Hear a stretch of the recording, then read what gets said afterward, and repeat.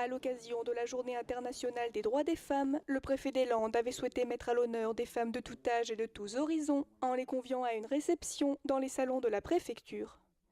L'occasion également d'inaugurer une exposition photo représentant des femmes dans leurs pratiques sportives, puisque cette année les Landes avaient choisi pour thème la place de la femme dans le sport. L'objectif est de rappeler qu'il y a encore donc du chemin à parcourir et de faire en sorte qu'on n'oublie pas que les femmes, eh bien, elles restent plus invisibles que les hommes dans toutes les sphères de la société. Pour traiter de cette invisibilité des femmes, c'était donc à travers une exposition consacrée donc aux sportives landaises, puisque déjà aussi dans le sport, elles sont moins visibles que les hommes. Et nous avons donc eu le témoignage de Madame Duhaut, qui représentait donc le milieu sportif.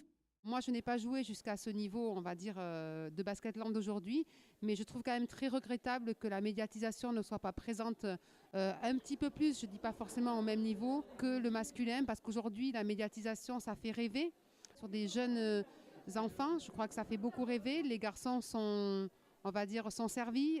Voilà, ils ont tous des petits t-shirts d'Mbappé. Nous, les petites filles, c'est un petit peu plus compliqué, mais je pense que cette médiatisation nous donnerait un bon coup de boost. Ce matin-là, des femmes venant de différents milieux étaient venues partager leurs expériences positives ou négatives en tant que femmes dans la société, et qu'elles soient jeunes ou moins jeunes, toutes avaient été confrontées de près ou de loin à des injustices.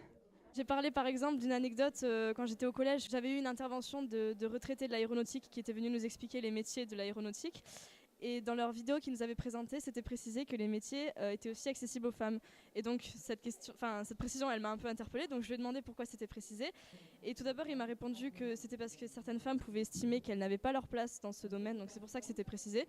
Donc jusqu'à là, sa réponse, elle me convenait. Mais il a ensuite enchaîné en disant que les femmes devaient sans doute avoir peur de se casser un ongle ou de s'abîmer le vernis en travaillant.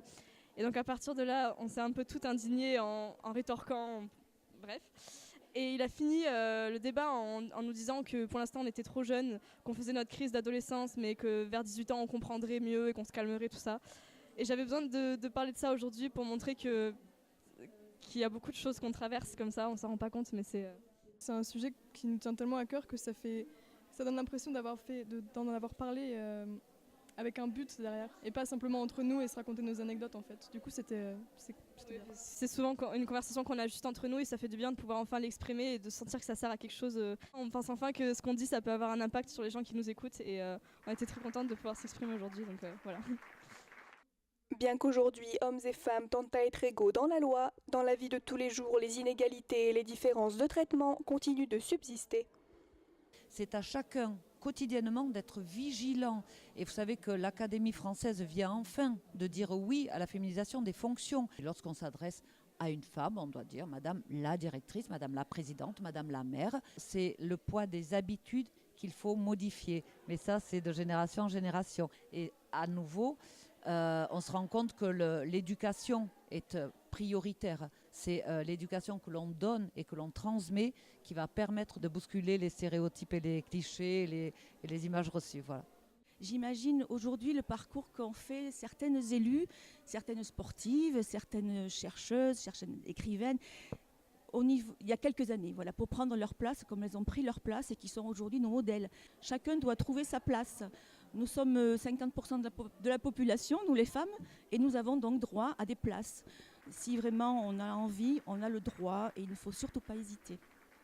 Cette matinée se sera terminée en toute convivialité et l'exposition paraîtra prochainement à différents endroits du département afin que ces femmes sportives reçoivent la visibilité qu'elles méritent.